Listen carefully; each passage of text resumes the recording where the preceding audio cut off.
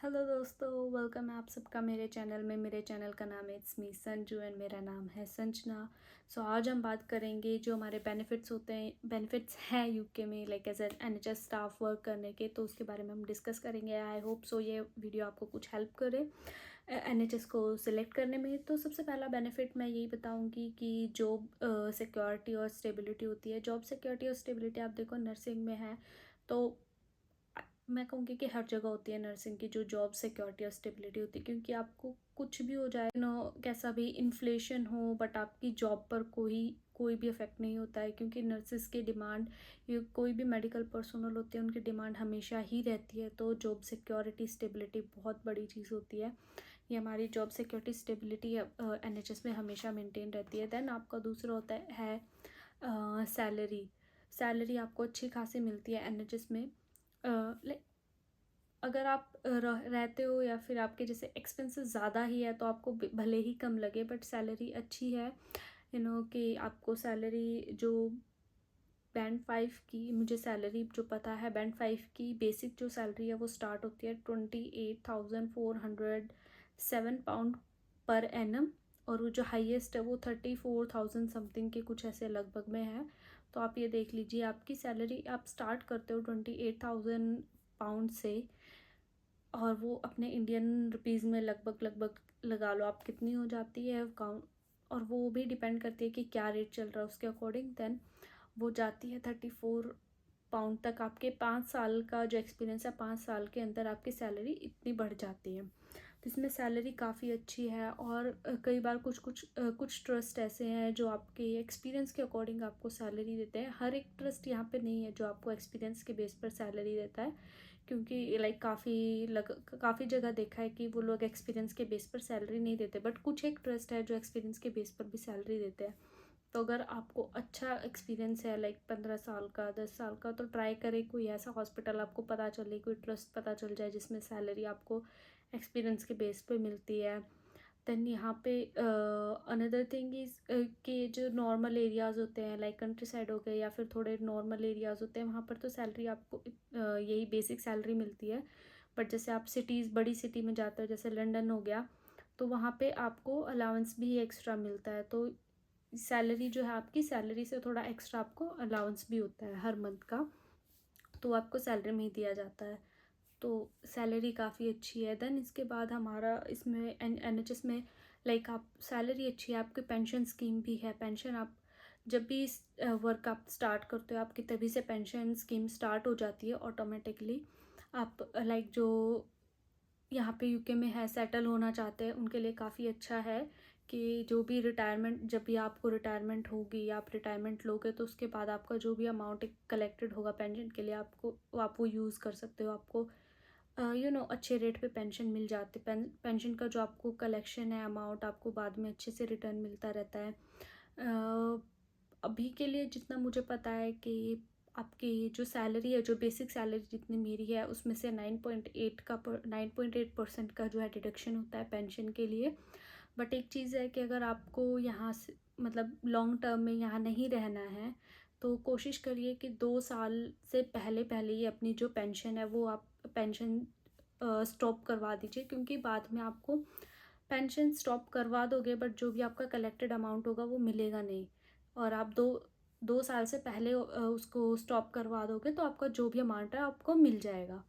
तो pension scheme है काफ़ी अच्छी। और पेंशन स्कीम भी कि ऐसा नहीं है कि आपको रखनी ही है या नहीं मिलेगी, आपके ऊपर डिपेंड करता है। आपको अगर पेंशन स्कीम कंटिन्यू रखनी है तो आप कंटिन्यू रख सकते हो, नहीं तो आप उसको स्टॉप करवा। देन है आपका वर्क लाइफ बैलेंस है। वर्क लाइफ बैलेंस यहाँ पे काम करने में काफ़ी अच्छा है कि लाइक जैसे आप वार्ड्स में काम करते हो तो 12 आवर की डे शिफ्ट होती है, 12 आवर की नाइट शिफ्ट होती है। और जो लाइक आपको जितने आवर्स पर वीक मेंटेन करने होते हैं वो 37.5 आवर्स होते हैं। तो वीक में उसके अकॉर्डिंग आप अगर आप 12 आवर की शिफ्ट करते हो तो वीक में आपको 3 दिन ही ड्यूटी करनी होती है। और वो भी थोड़ा सा आवर्स को अरेंज करने के लिए हर मंथ का, एक मंथ में आप किसी एक वीक में आपको 4 ड्यूटी करनी पड़ सकती है, बट इतना कोई इशू नहीं है। अगर आप हर हफ्ते में 3 ड्यूटी कर रहे हो, 4 आपके ऑफ है, तो वो भी आप काफ़ी रेस्ट आप रिलैक्स फील कर सकते हो। और मैं आपको लिटरली बताऊँ तो अगर हम 3 दिन ड्यूटी करते भी है, 3 दिन रेगुलर कभी भी ड्यूटी यहाँ पे नहीं लगाते, क्योंकि पता है सबको 12 आवर की शिफ्ट है, तो 3 दिन रेगुलर 12 आवर्स कोई काम नहीं कर सकता।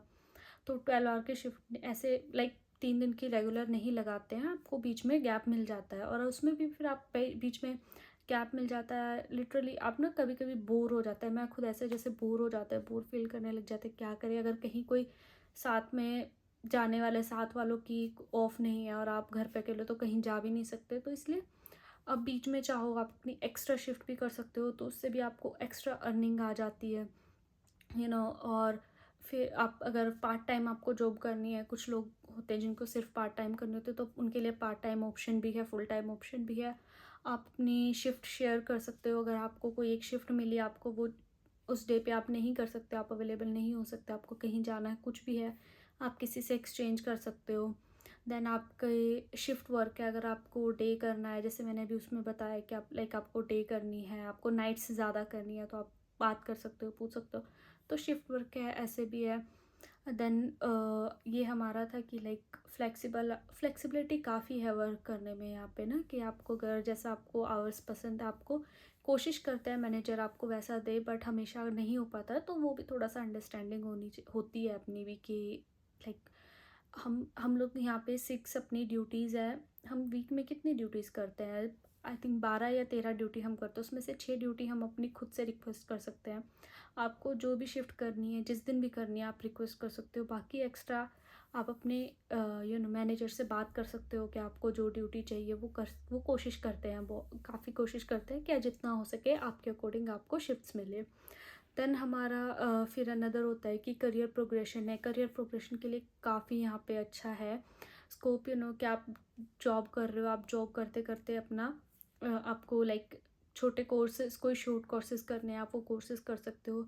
उसके लिए यहाँ पे एक CPD प्रोग्राम होते हैं, कंटिन्यू प्रोफेशन डेवलपमेंट प्रोग्राम्स होते हैं। उसमें आप अपने छोटे कोर्सेज है, वर्कशॉप्स अटेंड करनी है, सेमिनार्स करने हैं, लाइक कुछ आवर्स के कोर्सेज होते हैं, वो कुछ वीक्स के कोर्सेज होते हैं, तो शॉर्ट कोर्सेज होते हैं, आप वो कर सकते हो।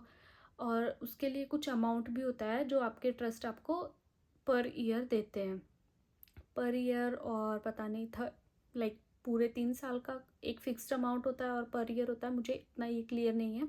तो इसके बारे में आपको जो भी लाइक किसी को करना हो क्लियर, और वो बाद में अपने ट्रस्ट से, अपने रिक्रूटर से कंफर्म कर सकता है। बट मुझे पता है कि कुछ अमाउंट मिलता है, वो 3 साल के लिए मिलता है, 1 साल के लिए मिलता है, वो चीज़ मुझे कंफर्म नहीं है।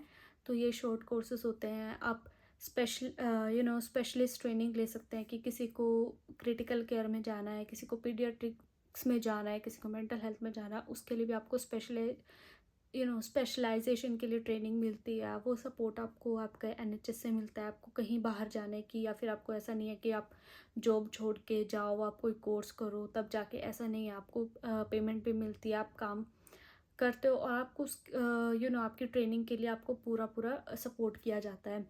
फिर आप इसमें अगर आप कोई लीडरशिप मैनेजमेंट मेंटरिंग करके कोर्सेज होते हैं, लीडरशिप प्रोग्राम्स होते हैं, कि आप जिसमें अपनी लीडरशिप और मैनेजमेंट स्किल्स जो है उनको इम्प्रूव कर सको। ऐसे कोर्सेज भी जो ट्रस्ट है NHS है प्रोवाइड करता है, ताकि अगर आपको अपनी पोस्ट जो है इंक्रीज़ करनी है, लाइक बैंड 7 है, बैंड 8 है, जो भी आपको हायर पोस्ट में जाना है, ये लीडरशिप और मैनेजमेंट वाली में आप इजीली जा सकते हो। फिर आपको जो कोर्सेज होंगे तो आपको नॉलेज हो जाएगी, ये बेनिफिट काफ़ी अच्छा है। देन आपको लीव्स जो होती है NHS में वर्क करने पे, एंड लीव्स भी काफ़ी अच्छी खासी मिल जाती है। लाइक जब आप स्टार्ट करते हो तो आपको 27 डेज़ की लीव मिलती है पर ईयर, और प्लस आपको कुछ बैंक हॉलीडेज़ भी मिलते हैं। तो ये अच्छी खासी लाइक 27 डेज़ मीन्स 1 मंथ के लगभग हो जाती है। बट डिपेंड करता है कि आप ज्वाइन कब से कर रहे हो, कि जैसे साल स्टार्ट होता है अप्रैल से, तो वो लीव्स आपकी अप्रैल से मार्च तक की होगी। अगर आप बीच में स्टार्ट कर रहे हो जून में, मई में और नवंबर में, तो आपकी उस टाइम के बाद से कितनी लीव बचेगी आपको वो मिलती है। तो जब मैंने ज्वाइन किया था, हमें स्टार्टिंग मुझे थोड़ा सा इस चीज़ का डाउट हुआ था कि हमें तो कम लीव मिली है, बट वो बाद में चीज़ क्लियर हो गई थी। तो लीव जो होती है ये मिलती है, एंड देन उसमें आपको कुछ एडिशनल लीव्स भी मिल जाती हैं, आपको सिक लीव्स भी मिलती हैं, पेड सिक लीव्स होती हैं, मैटरनिटी लीव मिलती है, और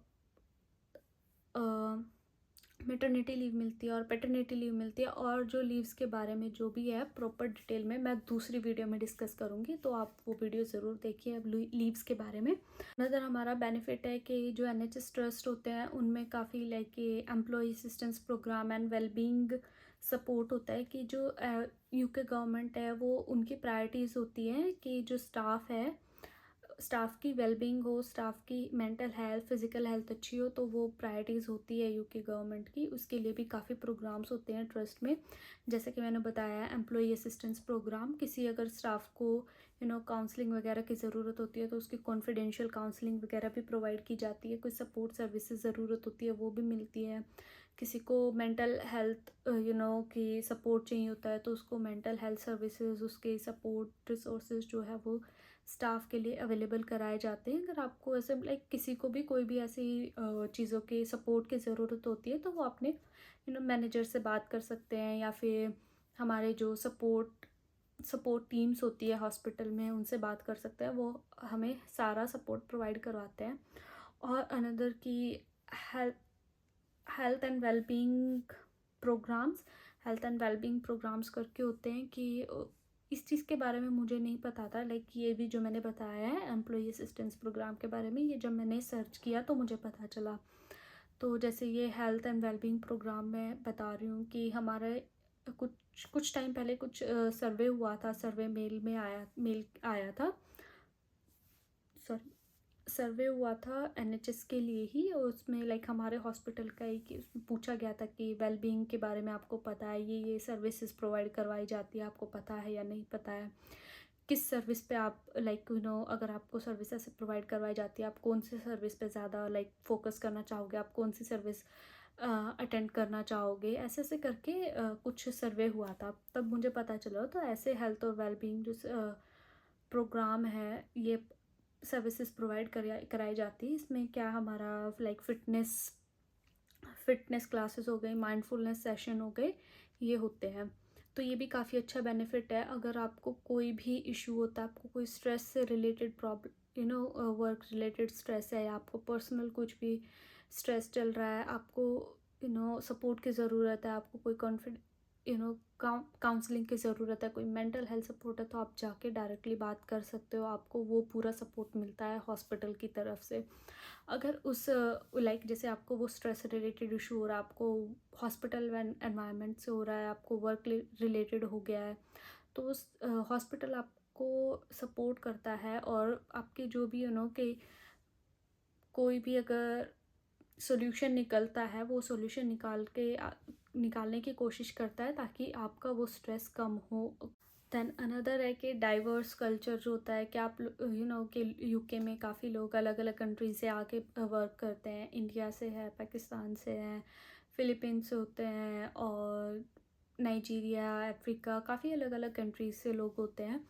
तो आप वहाँ पे डाइवर्स कल्चर में वर्क करते हो, आप लोगों से मिलते हो, आपका कॉन्फिडेंस बढ़ता है, आपकी कम्युनिकेशन स्किल्स बढ़ती है, आप दूसरों के कल्चर को समझते हो, रिस्पेक्ट करते हो, अंडरस्टैंड करते हो एक दूसरे को। तो ये काफ़ी डाइवर्स कल्चर हो जाता है, यहाँ पे आप लोगों से काफ़ी अच्छे से मिलते जुलते हो। मेरे अकॉर्डिंग तो ये कुछ बेनिफिट्स थे जो मुझे याद आए। और बाकी कि आप अगर NHS में आते हो मीन्स कि UK में आते हो, तो आपको है जो हेल्थ हेल्थ हेल्थ बेनिफिट्स है वो भी काफ़ी मिलते हैं, कि आप NHS में आपका फ्री ट्रीटमेंट होता है। आप NHS हॉस्पिटल में जाओगे, लिटरली ये चीज़ तो मैंने देखी है, आप NHS हॉस्पिटल में जाओगे, कोई भी ट्रीटमेंट लोगे बिल्कुल टोटल फ्री है, एक्सेप्ट आपका डेंटल ट्रीटमेंट और ऑप्थेल्मोलॉजिस्ट आई ट्रीटमेंट, जो भी होंगे आपके डेंटल ट्रीटमेंट, और वो उसमें आपको चार्जेस होते हैं, कि जैसे जैसे जैसे आपका ट्रीटमेंट का लेवल बढ़ता है डेंटल में आपका प्राइस बढ़ता है। बट उसके अलावा कोई भी आप ट्रीटमेंट लेते हो आपका वो टोटल फ्री ऑफ कॉस्ट होता है NHS में। बट थोड़ा सा मुझे ये इशू लगा कि जैसे भी हम कि कोई अपॉइंटमेंट वगैरह लेते हैं, अगर अपॉइंटमेंट उस टाइम पे हमें ज़रूरत है अवेलेबल नहीं होती है, तो कभी कभी थोड़ा वेट करना पड़ सकता है। बट हाँ, अगर सिचुएशन इमरजेंसी है तो आपको अपॉइंटमेंट भी मिल जाती है टाइम से। So that's it for this video. I hope so कि आपको कुछ इन्फॉर्मेशन मिली हो benefits of NHS, working in NHS के regarding. So don't forget to like the video and subscribe my channel. मिलते हैं नेक्स्ट वीडियो में, तब तक के लिए बाय बाय।